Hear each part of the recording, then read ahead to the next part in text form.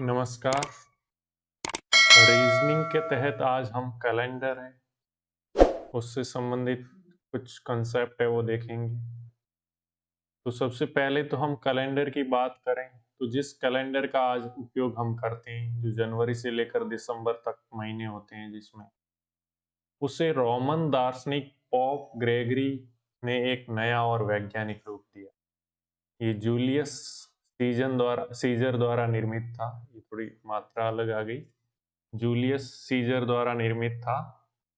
इसे पोप है रोमन दार्शनिक पोप ग्रेगरी द्वारा नया और वैज्ञानिक रूप दिया। इस कारण आज हम ग्रेगोरियन कैलेंडर भी इसे बोलते हैं। इस कैलेंडर में क्या है, वर्षों को दो भागों में बांट सकते हैं। एक होता है साधारण वर्ष और साधारण वर्ष में 365 दिन होते हैं। एक होता है लीप वर्ष। लीप को हम हिंदी में अधिवर्ष भी बोलते हैं। लीप वर्ष जिसमें 366 दिन होते हैं। लीप वर्ष वो वर्ष होता है जिसमें फरवरी ये वो 29 तारीख की आती है। ठीक है, फरवरी 29 की होती है। और साधारण वर्ष वो वर्ष होता है जिसमें फरवरी ये वो 28 तारीख तक ही होती है। और हम साधारणतः देखते हैं कि 4 वर्ष के बाद फरवरी ये वो 29 की आती है, तो वो वर्ष लीप वर्ष होता है। अब क्या कारण है कि 4 वर्ष के बाद फरवरी है उसको 28 की बजाय 29 करके जो एक वर्ष में दिन 365 होते हैं उससे 366 करने की जरूरत क्यों पड़ी। तो हम देखते हैं कि जो पृथ्वी है वो सूर्य का एक चक्कर लगाने में 365 दिन 5 घंटे 48 मिनट और 47.5 सेकंड लगाती है। यानी अगर लगभग में मैं बात करूं तो 365 दिन और लगभग कितने 5 घंटे और 48 मिनट को मैं बात करूं तो 6 घंटे समझ लो। यानी ये पृथ्वी है वो सूर्य का एक चक्कर लगाती है, वो एक सूर्य वर्ष होता है, एक वर्ष कहलाता है। तो वो 365 दिन और 6 घंटे में लगाती है। तो 4 वर्ष की बात करूं तो ये 6 घंटे 4 वर्ष में कितने के बराबर हो जाएंगे, तो आप बोलोगे 24 घंटे के बराबर हो गए। तो 4 वर्ष में क्या है कि 24 घंटे है वो टाइम बढ़ जाता है। इसलिए हम हर एक 4 वर्ष के बाद फरवरी में एक दिन बढ़ा करके उसको लीप वर्ष बना देते हैं, 366 दिन का करते हैं। कारण कि पृथ्वी पूरे 365 दिन नहीं लगाती है सूर्य का चक्कर, 365 दिन और लगभग 6 घंटे लगाती है। इसलिए 4 वर्ष में वो एक दिन का एडजस्टमेंट करके फरवरी है उसको 29 का कर देते हैं और वो लीप वर्ष कहलाता है। वो भी एग्जैक्टली नहीं है, देखो 5 घंटे और 48 मिनट है। ठीक है, और हम बढ़ा रहे हैं 6 घंटे के हिसाब से। इसलिए क्या करते हैं हम एग्जैक्टली इसको बराबर करने के लिए, अगर इसको मैं दिनों में के रूप में लिखूं तो 365.2422 दिन लगते हैं। ठीक है, पृथ्वी को सूर्य का एक चक्कर लगाने में 365.2422 दिन लगते हैं। अब ये 0.2422 दिन हर वर्ष बढ़ता जाता है और 4 वर्ष में ये कितना हो जाएगा, तो आप बोलोगे 9.9688। हम बढ़ा देते हैं कितना, एक दिन, जबकि ये क्या है एक से कुछ कम है। इसको भी हम एडजस्टमेंट करने के लिए क्या करते हैं कि ये एक्चुअली हमने एक दिन बढ़ाया और बढ़ना चाहिए था इतना, तो ये इसमें से घटाएंगे तो क्या बचता है 0.0312। और अगर ये कितने वर्षों में, 4 वर्ष, ठीक है, 4 वर्षों में इतना हम ज्यादा एक्स्ट्रा बढ़ा रहे हैं। तो ये इसको एडजस्टमेंट करने के लिए अगर 100 वर्षों में बात करूं, 400 वर्षों में, ठीक है, ये 4 वर्षों में 400 वर्षों में तो 100 से गुणा कर लूंगा तो कितना हो जाएगा, 3.12 दिन एक्स्ट्रा बढ़ जाएगा अगर इसी तरह हम करते गए। और इसी को एडजस्ट करने के लिए क्या करते हैं, वैसे 100, 200, 300 और 400, ये 400 वर्ष होंगे। इसमें इसको भी लीप वर्ष होना चाहिए, इसको भी लीप होना चाहिए, इसको भी और इसको भी। तो ये क्या है, 4 दिन बढ़ जाने चाहिए, लेकिन इस 3 दिन एक्स्ट्रा हो जाते हैं 400 वर्षों में। इसको एडजस्ट करने के लिए 100, 200 और 300 इसको लीप नहीं मान करके सिर्फ एक 400 को ही माना है। इसको एडजस्ट वहां जाकर किया। इसलिए शताब्दी वर्ष का मतलब 100, 200, 300 ऐसे पीछे डबल जीरो लग रहे हैं, वो तो वो क्या है, 400 वर्षों में उनमें से सिर्फ एक है, वही लीप वर्ष आता है, बाकी 100 200 300 नहीं आता, उसको वहां पे एडजस्ट करते हैं।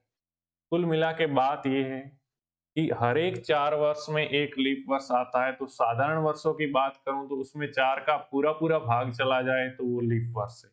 लेकिन शताब्दी वर्ष का मतलब 100 200 300 400 500 600 ये है, उसमें लीप वर्ष तब होगा जब 400 का पूरा पूरा भाग जाएगा, क्योंकि हमें जो एक्स्ट्रा दिन जोड़े हैं उस 3 दिन को कम करने की जरूरत थी, इसलिए। अब देखो प्रश्न है, क्या प्रश्न है कि निम्न दिए गए वर्षों में से कौन सा वर्ष लीप वर्ष है? 1800, 1800 देखो शताब्दी वर्ष है भाई, 100 है ना, पीछे 2 जीरो है, तो शताब्दी वर्ष है, उसमें हमें किसका भाग देना है, 400 का। 2 जीरो से 2 जीरो कट जाएंगे। अब 4 का पूरा पूरा भाग जाता है क्या 18 में? आप बोलोगे 4 बार जाएगा लेकिन 2 शेषफल बच जाएगा, तो ये लीप वर्ष 1800 होगा नहीं। अब 1900 ये भी क्या है, शताब्दी वर्ष है, पीछे 2 जीरो है। जो 100 में फिक्स होते हैं 1900 2000 3000 2100 2200 वो शताब्दी वर्ष है। इसमें भी किसका भाग देना पड़ेगा, 4 का नहीं दे करके 400 का, तो 2 जीरो से 2 जीरो। अब 4 का भाग कितनी बार जाएगा, 4 बार, और बच जाएगा शेषफल कितना, 3 बच जाएगा, तो ये भी लीप वर्ष है नहीं। और ये 1992 ये तो शताब्दी वर्ष नहीं है, तो इसमें किसका भाग देना पड़ेगा हमें, 4। 4 का भाग दोगे तो पूरा पूरा जाता है या नहीं। 4 का भाग पूरा पूरा चेक करने के लिए आप अंतिम 2 अंकों में 4 का भाग चेक कर लो, अगर उसमें पूरा पूरा जाता है तो इस पूरी संख्या में जाएगा, ठीक है। तो आप देखोगे पूरे में देना है तो पूरे में देख के देख लो, 1992 है, उसमें 4 का भाग दो आप, कितनी बार गया 19 में, 4 बार, 4 चौके 16 हासिल के 16 बच गए 3, ये कितना हो गया 9, और 39 में 4 का वापस कितनी बार जाएगा, 9 बार, 4 9 36 बच जाएगा 3, पीछे से उतारा 2, 32 हो गए, 32 में कितनी बार 4 का भाग, 8 बार, शेषफल क्या रहा, 0। यानी ये था, इसमें 4 का पूरा पूरा भाग गया, इसका मतलब 1992 है वो क्या है, लीप वर्ष। और इसको सिर्फ 1992 को चेक करना है, तो मैंने क्या बोला था, इकाई और दहाई दो, सिर्फ 92 में भी चेक कर सकते थे।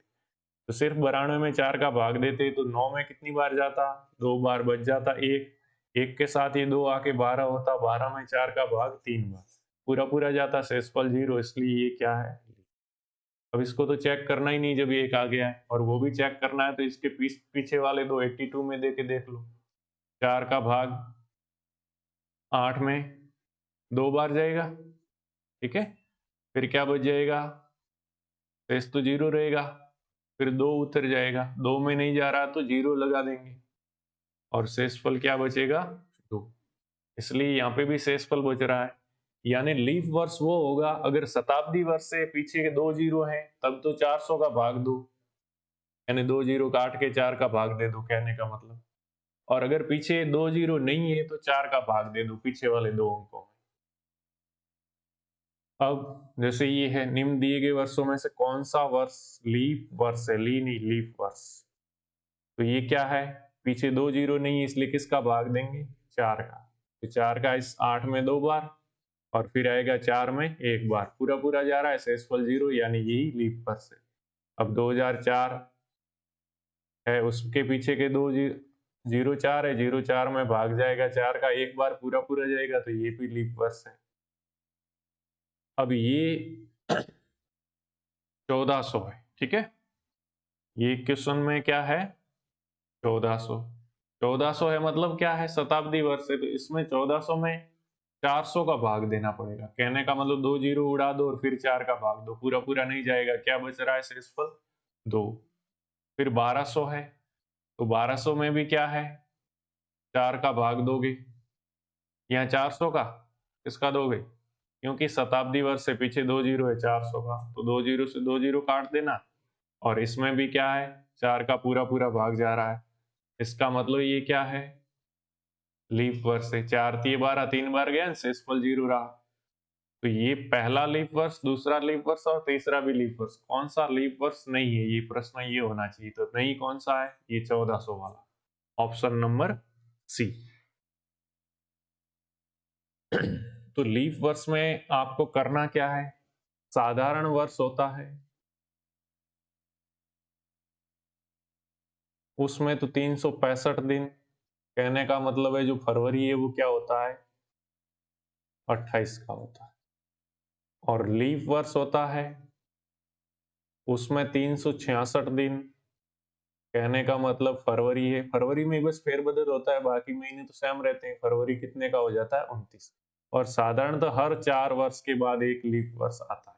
लेकिन जब शताब्दी वर्ष की बात हो तो हर एक 400 वर्षों में वो शताब्दी वर्ष, 400 वर्षों में से एक ही शताब्दी वर्ष से वो लीप होता है, इसलिए 400 का भाग देते हैं। तो सामान्यतः हम 4 का भाग दे करके ज्ञात करते हैं, लेकिन जब शताब्दी वर्ष हो तो उसमें 400 का भाग दे करके ज्ञात करना है। अब अतिरिक्त दिन ज्ञात करना। तो सप्ताह में टोटल कितने दिन होते हैं? 7। अब इन 7 दिनों की बात करें तो जो एक से स्टार्ट करें हम, 2, 3, 4, 5, 6 और 7। जैसे ये 7 तारीखें, 1 तारीख को जैसे सोमवार था, 2 को मंगल हो गया, 3 को बुध हो गया, 4 को गुरु हो गया, 5 को शुक्र हो गया, 6 को शनि हो गया और 7 को रवि हो गया। फिर आप चलोगे तो 8 को क्या आया? वापिस सोम आया।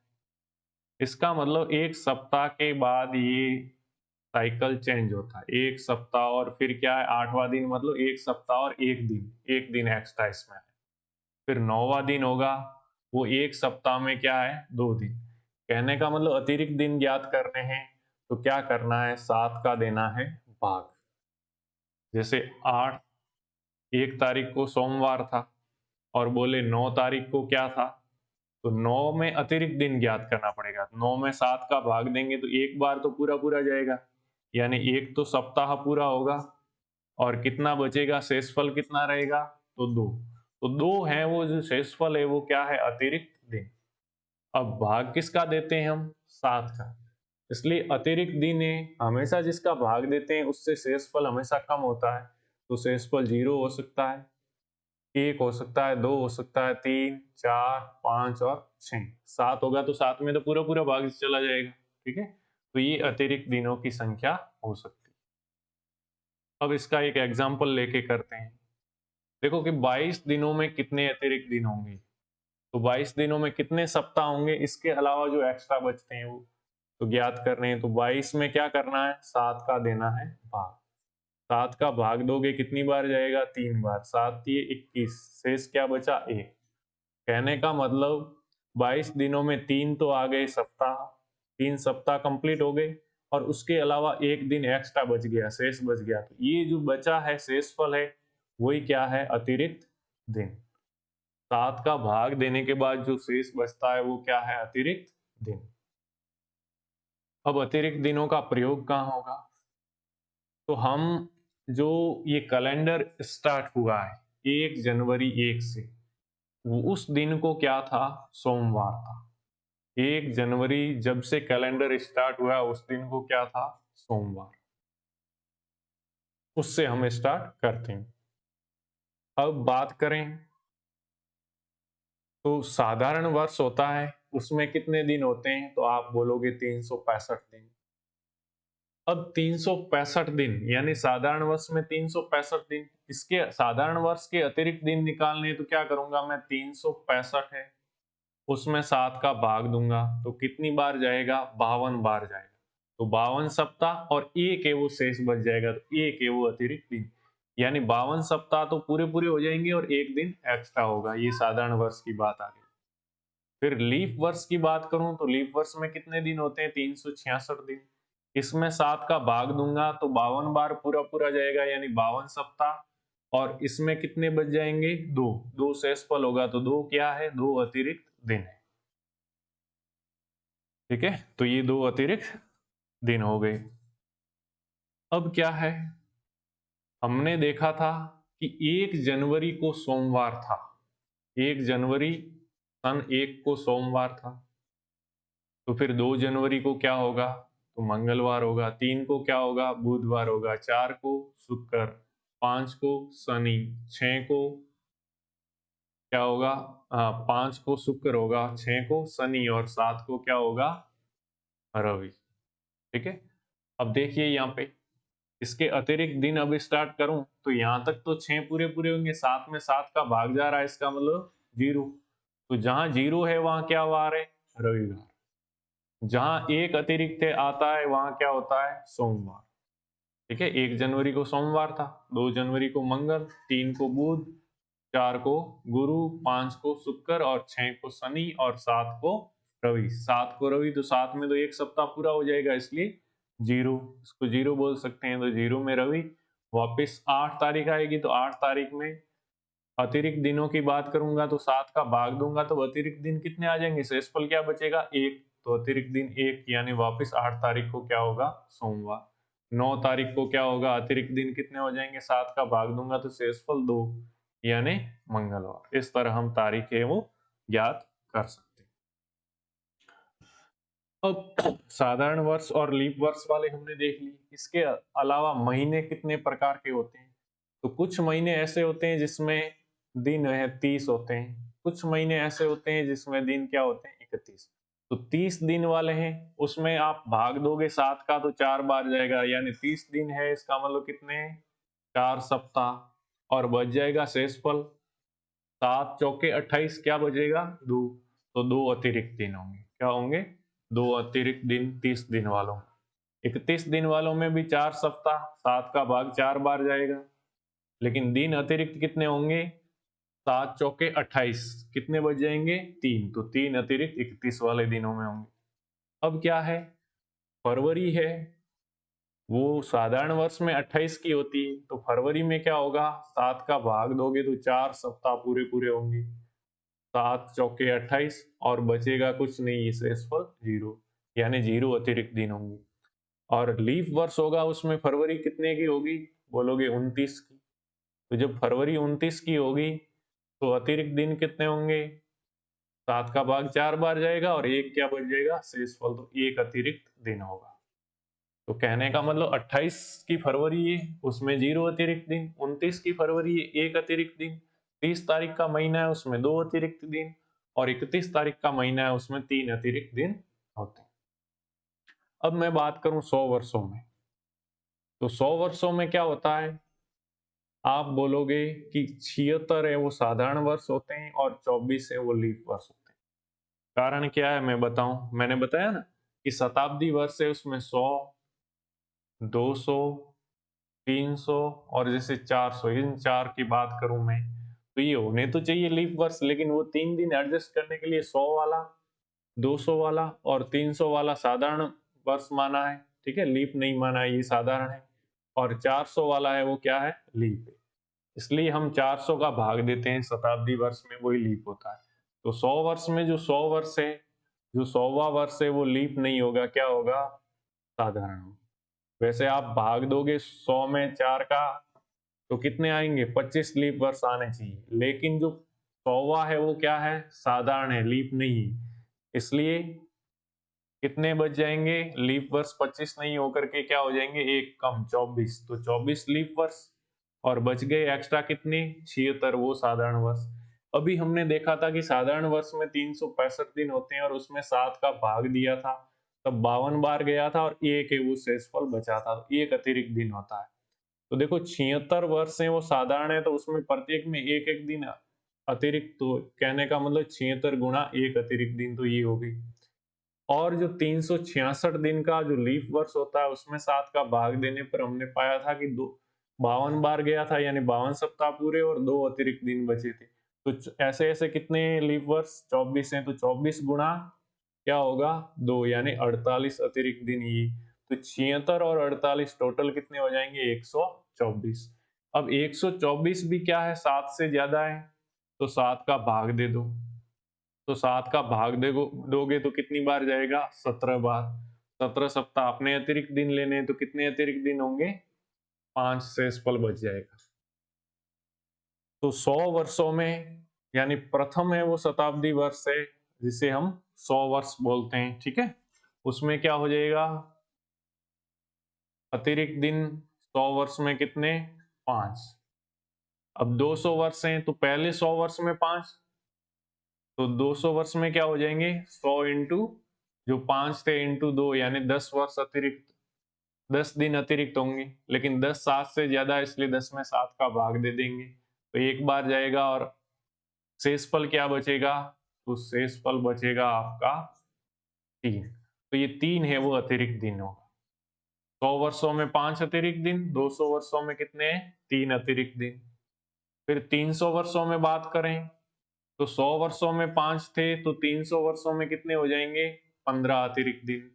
लेकिन 15 में भी क्या हो जाएगा, 7 का भाग देंगे तो 2 सप्ताह तो पूरे, और शेषफल क्या बचेगा, 1। यानी 300 वर्षों में होता है 1 अतिरिक्त दिन।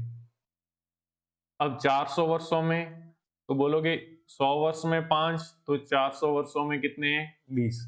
लेकिन हमने देखा था कि 400 में क्या है, 400 का भाग पूरा पूरा चला जाता है, इसलिए 400वां वर्ष है वो क्या है, लीप वर्ष है। तो लीप वर्ष क्या होता है, साधारण वर्ष से उसमें एक दिन ज्यादा होता है।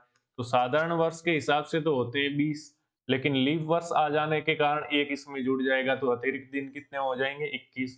और 21 में 7 का पूरा पूरा भाग जाएगा 3 बार, तो शेषफल क्या बचेगा, 0। तो अतिरिक्त दिन इस बार क्या होंगे, 0। यानी हमने देखा कि 100 वर्ष हैं उसमें अतिरिक्त दिन आते हैं 5, 200 वर्ष हैं उसमें अतिरिक्त दिन आते हैं 3, और 300 वर्ष हैं उसमें अतिरिक्त दिन आए 1, और 400 वर्ष हैं उसमें अतिरिक्त दिन आए कितने, 0। और ये जो अतिरिक्त दिन है ये बताते हैं कि उस शताब्दी का लास्ट दिन कौन सा होगा, ठीक है, इसी से हमें मालूम चल जाएगा। तो शताब्दी में कौन कौन से, जैसे मैं 100 से स्टार्ट करूं, 200, 300 और 400 तक ले लो, फिर वापस ये तो रिपीट होते हैं, फिर 500 में वही होगा। तो 100 वर्ष का जो अतिरिक्त दिन है 5, मतलब 5वां वार कौन सा होता है, एक होता है सोमवार से स्टार्ट करना, 1 सोमवार, 2 मंगलवार, 3 बुधवार, 4 गुरुवार और 5 शुक्रवार। यानी पहली शताब्दी है उसका क्या है, शुक्रवार है वो अंतिम दिन हो सकता है। 200 वर्षों में 3 अतिरिक्त दिन होते हैं, तो सोम मंगल और बुध, बुधवार अंतिम दिन हो सकता है। 300 वर्षों में 1 अतिरिक्त दिन होता है, तो क्या है, एक कौन सा होता है, सोमवार। और 400 वर्ष में 0 होता है, तो 0 किसके लिए प्रयुक्त करेंगे हम, रविवार के लिए, ठीक है। तो ये किसी शताब्दी वर्ष के अंतिम दिन कौन कौन से होते हैं, शुक्रवार, बुधवार, सोमवार और रविवार। कहने का मतलब रवि, सोम, बुध और शुक्र, बाकी वाले नहीं होंगे। अब बाकी वाले बच गए कौन से, तो मैं यहाँ साइड में लिखूं, तो रवि आ गया, सोम आ गया, एक तो मंगल नहीं हो सकता अंतिम दिन किसी शताब्दी वर्ष का, फिर कौन सा है, बुध आ गया है, गुरुवार नहीं हो सकता, गुरुवार का दूसरा नाम क्या है, कहीं कहीं बृहस्पतिवार मिलता है, तो इसको ध्यान रखना, बृहस्पतिवार। और रविवार को इतवार भी बोलते हैं, तो कभी ये शब्द आ जाए हिंदी में उल्टे सीधे ध्यान रखना। तो बृहस्पतिवार यानी गुरुवार नहीं हो सकता, और शनिवार नहीं हो सकता। तो ये 3 दिन है वो कभी भी किसी शताब्दी के अंतिम वर्ष नहीं हो सकता। अब कौन कौन से दिन है वो शताब्दी के प्रथम दिन हो सकते हैं, तो देखो पहली शताब्दी का 1 जनवरी 1 को क्या था, प्रथम दिन, तो आप बोलोगे सोमवार था, यानी 1, कौन सा वार, सोमवार। फिर 200 में देखो 100वीं जो 100वां वर्ष है उसका अंतिम दिन क्या है, यहाँ पे देखो शुक्रवार, तो 200 का प्रारंभिक दिन इस शुक्रवार का अगला दिन होगा, तो कौन सा होगा, तो आप बोलोगे शनिवार। फिर 300 वाला, अब देखो 200 का अंतिम कौन सा था, तो 200 वाले का अंतिम दिन था सोमवार, तो 300 वाली शताब्दी प्रारंभ होगी उसका अगला दिन कौन सा होगा, तो आप बोलोगे मंगलवार। फिर 400 वाले के लिए, तो 400 वालों के लिए आप देखोगे कि 300 वाले का, सॉरी, 200 वाले का जो अंतिम दिन बुधवार था, इसलिए 300 वाले का प्रारंभिक दिन मंगलवार नहीं होकर के गुरुवार होगा, ठीक है ना, यहाँ मैंने गलत लिख दिया है, क्या होगा, गुरुवार। अब 400 वाले का देखना है तो 300 का अंतिम दिन क्या था, हमने इसको पिछली बार देख लिया था, इसलिए सोमवार। और सोमवार का अगला दिन कौन सा होगा, तो आप बोलोगे मंगलवार। तो ये किसी शताब्दी के प्रारंभिक दिन हो सकते हैं। पहला दिन सोमवार हो सकता है, शनिवार हो सकता है, गुरुवार हो सकता है और मंगलवार हो सकता है। इसके अलावा जो बच गए वो नहीं। कौन से बचे, रवि नहीं है, सोम है, मंगल है, बुध नहीं है, गुरु है, शुक्र नहीं है और शनि है। ठीक है, यानी ये तीन नहीं हो सकते। रवि, बुध और शुक्र किसी शताब्दी के प्रारंभ में नहीं आ सकते और मंगल, गुरु और शनि ये किसी के एंड में नहीं आ सकते शताब्दी के। ठीक है, फिर क्या है, निम्नलिखित में से कौन सा दिन किसी शताब्दी का अंतिम दिन हो सकता है। देखो, शताब्दी का अंतिम दिन यानी 100, 200, 300, 400, 500, यही तो है शताब्दी वाले। तो 100 वाले में 5 अतिरिक्त दिन होते हैं, इसका मतलब क्या है, शुक्रवार। तो शुक्रवार अंतिम दिन होता है। ठीक है, और 200 का मतलब 3 अतिरिक्त दिन है, तो उसमें क्या होगा, बुधवार होगा। फिर 300 का मतलब 1 है, तो 1 है, इसका मतलब क्या है, सोमवार। और 400 का मतलब 0 अतिरिक्त दिन है, इसका मतलब क्या है, रविवार। और 500 का मतलब 400 का एक राउंड आते ही 0 हो गया, यानी 500 को क्या लिख सकते हैं, 400 प्लस 100। तो 400 के तो 0 अतिरिक्त दिन थे और 100 का क्या है, 1, यानी 100 के कितने हैं, 5 अतिरिक्त दिन 100 सालों के, तो 5, यानी वापस ये क्या आ जाएगा, शुक्र। इसी तरह 600 में वापस 600 में लिखोगे तो क्या होगा, 400 का पूरा यानी 0 और 200 में कितने होते हैं, 3 अतिरिक्त दिन, तो वही बुधवार वापस रिपीट होगा पूरा का पूरा। तो यानी कहने का मतलब ये हमने 4 में स्टार्टिंग में देखे, यही किसी शताब्दी के अंतिम दिन हो सकते हैं, शुक्र हो, बुध हो, सोम और रवि हो। तो देखो, सोम हो सकता है और क्या हो सकता है, अंतिम दिन हो सकता है। तो बस हो सकता है वो इसमें सिर्फ एक ही है, कौन सा, सोमवार, बाकी वाला कोई है नहीं। तो सोमवार हो सकता है अंतिम दिन। प्रारंभिक दिन पूछता तो यहां से स्टार्ट करते। ठीक है, 400 रवि है, तो पहली शताब्दी का प्रारंभिक सोम से, फिर दूसरी का इस शुक्र के बाद शनि से प्रारंभ होगा, तीसरी का गुरु से प्रारंभ होगा जिसे बृहस्पतिवार भी बोलते हैं, और चौथी का मंगल से प्रारंभ होगा। तो ये प्रारंभ वाले हैं। तो प्रारंभ का पूछे तो इस तरह इनके अगले वाले ध्यान रखने। अब साधारण वर्ष का प्रथम दिन और अंतिम दिन एक समान होते हैं, यानी जैसे 1 जनवरी, ठीक है, कोई सा भी मैं एग्जांपल 2003 ले लेता हूं। ठीक है, इस दिन जैसे बुधवार है, तो इसका अंतिम दिन क्या होगा, 31 दिसंबर।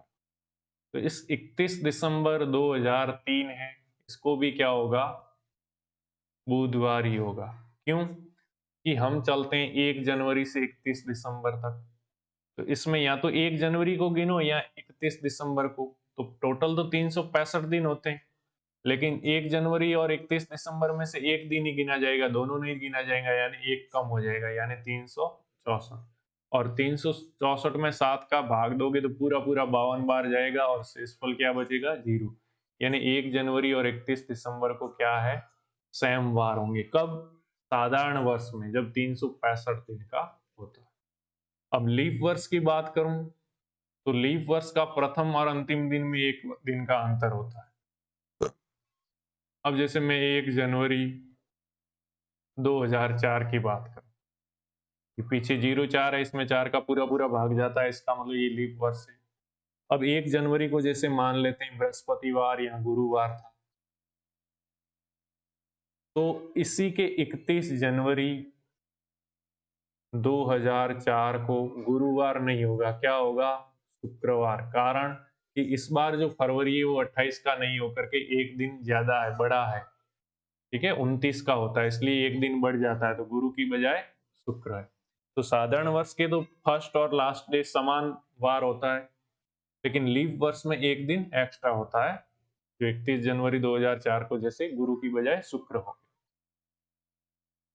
अब साधारण वर्ष के वे महीने जिनके प्रथम दिन 1 तारीख को समान होते हैं, तो जैसे जनवरी और अक्टूबर। अब मैं स्टार्टिंग करूं अगर जनवरी से, जनवरी, फरवरी, मार्च, अप्रैल, मई, जून, जुलाई, अगस्त, सितंबर, अक्टूबर ऐसे। तो जनवरी 31 का होता है, तो उसके अतिरिक्त दिन कितने होंगे? 7 का 4 बार पूरा पूरा भाग जाएगा, शेषफल क्या बचेगा? 3, तो 3 अतिरिक्त दिन। फरवरी साधारण है, तो साधारण में फरवरी 28 का होता है, तो अतिरिक्त दिन 0, क्योंकि 7 का पूरा पूरा भाग 28 में 4 बार जाएगा। मार्च वही 31 का है तो 3, अप्रैल 30 का है तो 2, और मई 31 का है 3, जून 30 का होता है तो 2, जुलाई 31 का होता है 3, अगस्त 31 का होता है 3, सितंबर 30 का होता है 2। ठीक है, इस तरह अब देखो यहाँ पे जब 7 का राउंड पूरा हो जाएगा तो वही 3 और 3 कितने होंगे? 6, 6 और 2 कितने हो गए? 8, 8 और 3 कितने हो गए? 11, 11 और 2 कितने हो गए? 13, 13 और 3 कितने होंगे? 16, 16 और 3 कितने होंगे? 19, 19 और 2 कितने होंगे? 21। अब देखो यहाँ 7, 14 और 21 में से, तो अब 21 हो गए, 21 में 7 का पूरा पूरा भाग जाता है, इसका मतलब ये अतिरिक्त दिन कितने हो जाएंगे? 0। तो ये अतिरिक्त दिन हो गए 0, तो इसका अगला वाला महीना कौन सा है? अक्टूबर। तो जनवरी और अक्टूबर क्या है? समान होंगी 1 तारीख, यानी 1 जनवरी को जो तारीख होगी वो की वो अक्टूबर को होगी। अब जैसे फरवरी और मार्च का देखना है, तो फरवरी से स्टार्ट करो, मार्च, अप्रैल, मई, जून, जुलाई, अगस्त, सितंबर, अक्टूबर, और इनका है वो टोटल है वो 7 का भाग पूरा जाना चाहिए। तो देखो फरवरी 28 का होता है तो अतिरिक्त दिन 0, मार्च 31 का 3, अप्रैल 30 का है इसलिए अतिरिक्त दिन 2, मई 31 का है तो 3, जून 30 का है तो 2, जुलाई 31 का 3, अगस्त 3, सितंबर 2, और अक्टूबर कितना होगा? 3। अब इनको देखो अगर 7 का पूरा पूरा कहीं भाग जाता है, 0 और 3 3 ही है, 5, यहाँ आते आते 8, तो एक एक्स्ट्रा हो गया ना, 7 से ज्यादा हो गया इसलिए यहाँ पे भी नहीं। 8 और 2 10, 10 में भी नहीं जाता, 3 13, 13 में भी नहीं जाता, 16 16 में भी नहीं जाता, 18 18 में भी नहीं जाता, और 3 21, 21 हो गए, तो 21 में 7 का पूरा पूरा भाग जाता है। यानी नेक्स्ट वाला महीना जो भी आएगा अक्टूबर के बाद कौन सा आता है? नवंबर। तो वो वाला और जो स्टार्टिंग था फरवरी, इन दोनों के 1 तारीख है वो समान होगी। इसी तरह अप्रैल और जुलाई की बात करें, तो अप्रैल से स्टार्ट करना आप लोग गिनना। अप्रैल में 30 दिन होते हैं इसलिए 2 अतिरिक्त, मई 3, जून 2 कितने हो गए? 2 और 3, 5 और 2 7 पूरे हो गए। इसका मतलब अगला वाला आते ही अप्रैल और अगला वाला जुलाई के जून के बाद कौन सा होता है? जुलाई। तो ये क्या होंगे? बराबर होंगे यहाँ पे 7। तो अप्रैल और जुलाई की 1 तारीख समान होगी, लेकिन पूरा महीना बराबर नहीं होगा। क्यों? क्योंकि अप्रैल होता है 30 का और जुलाई होता है 31 का, इसलिए 1 तारीखें दोनों की समान होगी, ये बात ध्यान रखना। फरवरी और मार्च और नवंबर की बात है, तो देखो फरवरी और मार्च समान क्यों होंगे? क्योंकि 0 अतिरिक्त दिन है, तो फरवरी की जो 1 तारीख होगी मार्च की भी 1 तारीख को वही दिन होगा। ठीक है, तो फरवरी और मार्च का सेम कैलेंडर होगा, और फरवरी और नवंबर का भी सेम कैलेंडर होगा, मतलब पहले दिन 1 तारीख को सेम होगा। ठीक है, सेम कैलेंडर पूरा नहीं, क्योंकि फरवरी में तो 28 दिन होंगे, मार्च में 31 होंगे, नवंबर में 30 होंगे, तो ये समान हो नहीं सकते। हाँ, जनवरी है उसमें 31 होते हैं और अक्टूबर में भी 31 होते हैं। इन दोनों महीनों का, जनवरी और अक्टूबर का पूरा कैलेंडर है वो सेम होगा। अब सितंबर और दिसंबर की बात करें, तो सितंबर, अक्टूबर और नवंबर का देखो, सितंबर में कितने होते हैं? तो आप बोलोगे कि 30 दिन होते हैं, तो 2। अक्टूबर में 31 दिन, नवंबर में 30 दिन। ये कितना होता है टोटल जोड़ोगे तो 7, तो 7 का पूरा चक्कर पूरा हो गया, तो अगला वाला महीना कौन सा है? दिसंबर। तो ये सेम होंगे, एक तारीख इनकी, सितंबर की 1 तारीख और दिसंबर की। हालांकि सितंबर कितने का होता है तो आप बोलोगे 30 का, और दिसंबर 31 का। पूरा कैलेंडर इनका भी सेम नहीं होगा। इसी तरह लीप वर्ष में वे महीने जून के जिनके प्रथम तारीख समान हो, तो इसमें भी इसी तरह आप ज्ञात कर सकते हो। जनवरी से स्टार्ट करना है कि जनवरी के समान और कौन सा होगा, तो जनवरी में 3, फिर फरवरी में 0, लेकिन कौन सा है? लीप वर्ष है, इसलिए 0 नहीं होगा। क्या होगा?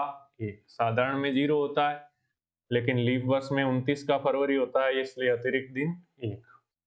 तो 3 और 1 4 ही हुए हैं अभी तो। फिर मार्च, मार्च में कितने होते हैं? 3। इसका मतलब देखो 3 और 1 और 3 कितने हो गए? 7। ये 7 का चक्कर पूरा हो गया, तो अगला वाला महीना कौन सा है? अप्रैल। तो जनवरी और अप्रैल की पहली तारीख सेम हो, ठीक है। फिर अप्रैल के कितने? 2। मई के अतिरिक्त दिन 3, 31 वाले के 3 और 30 वाले के 2। जून के अतिरिक्त दिन 2, जुलाई के 3, अगस्त के, ऐसे चलते रहना बोले, ठीक है। अगस्त के कितने होंगे? 3। अब देखो ये 7 पूरे हो गए थे, फिर आगे 7 कब पूरे होते हैं? 2 और 3, 5 और 2 7, ये 7 पूरे हो गए। यानी ये कहाँ से स्टार्ट किया था? अप्रैल, और एंड है कहाँ पे? जुलाई पे।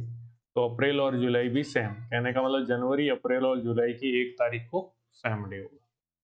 अब देखो तो जनवरी और जुलाई दोनों 31 के महीने, इसलिए जनवरी और जुलाई का कैलेंडर पूरा का पूरा सेम होगा, जबकि अप्रैल 30 का है तो इसमें थोड़ा डिफरेंस होगा, अलग होगा लास्ट तारीख। फिर फरवरी और अगस्त की बात करें तो फरवरी 29 का, अगस्त पूरा कैलेंडर सेम नहीं होगा, लेकिन 1 तारीख है वो सेम होगी। तो फरवरी से स्टार्ट करोगे, फरवरी का देखना है, तो फरवरी में 1 अतिरिक्त दिन होता है क्योंकि लीप वर्ष है। साधारण में 0 होता है। फरवरी के बाद मार्च में 3, अप्रैल में 2, अब देखो 1 और 3 4 और 2 6 ही हुए। फिर मई में 3 हो जाएंगे, 6 और 3 9, इसमें भी 7 का पूरा पूरा नहीं जाता। जून में 2 होंगे और, तो 9 और 2 11। जुलाई में 3 होंगे, 11 और 3 14। अब 14 हो गया, इसका मतलब 7 का पूरा पूरा भाग गया। तो जो फरवरी है और इस जून, ये जुलाई था, उसके अंतिम दिन तक 3 एक्स्ट्रा दिन थे, इसलिए अगला वाला महीना है उसके बराबर होंगे, ठीक है। इसलिए आप कह रहे होगे अगला कैसे कर रहे हैं, तो जुलाई का जो अंतिम दिन है वहां तक 3 एक्स्ट्रा दिन थे, तो अगला महीना कौन सा है? अगस्त। तो फरवरी और अगस्त का पहला दिन समान होंगे, पूरा कैलेंडर समान नहीं होगा दोनों का भी। फिर मार्च और नवंबर की बात करें तो मार्च में क्या होते हैं? 31 दिन, नवंबर में 30, इसलिए पूरा कैलेंडर तो नहीं होगा, लेकिन इनका पहला तारीख है वो समान होगी, वो भी देखना है तो देख लो।